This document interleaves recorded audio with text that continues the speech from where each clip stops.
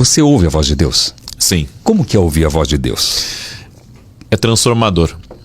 Acredito que todos nós ouvimos. Todos. O grande problema é que temos dificuldade de interpretar essa voz. Mas essa voz pode vir a nós de várias maneiras.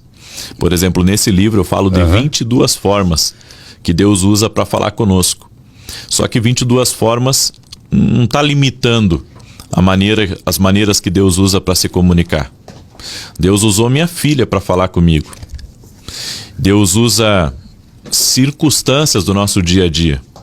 Deus usa uma pessoa desconhecida para falar com a gente. Deus usa os sonhos para falar conosco. Ele usa algo que não seja tão leve como um sonho para falar com a gente, por exemplo, uma doença, uma perda. Ele pode usar isso também, não? Eu acredito que Deus pode permitir, sim, situações adversas na nossa vida para falar com a gente.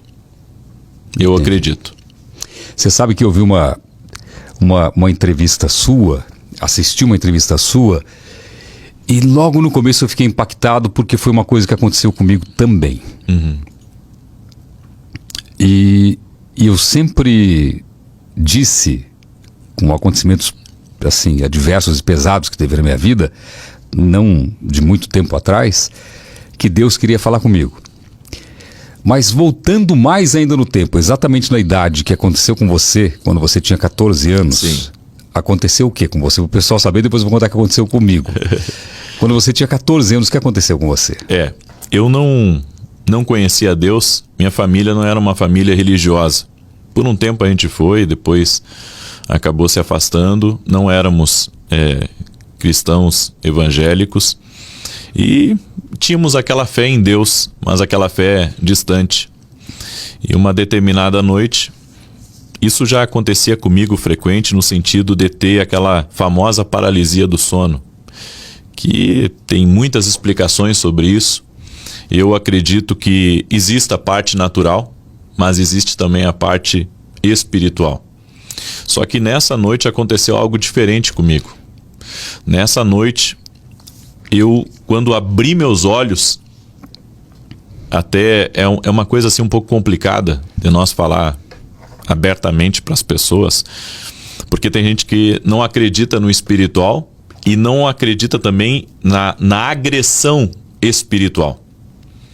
Porque as coisas espirituais, elas são mais reais do que as naturais. Eu sempre digo para as pessoas que para algo acontecer no natural, primeiro aconteceu no espiritual. Então, por exemplo, um acidente. Um acidente, antes dele acontecer no natural, ele já foi programado no espiritual. Já tem algo espiritual em curso para causar aquele acidente. É por isso que a proteção de Deus à nossa vida faz toda a diferença. E naquela época...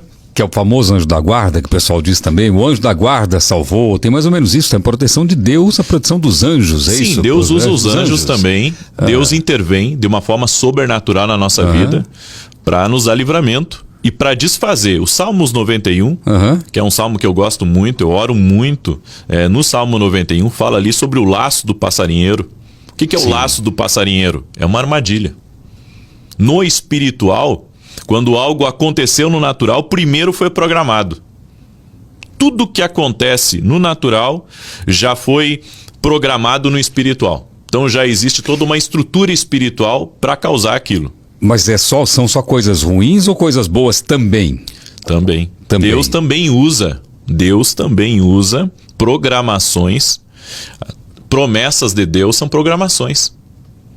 Ou seja, coisas que Ele está estruturando ao nosso redor para poder nos abençoar. Um sonho é uma programação de Deus. É uma promessa de Deus.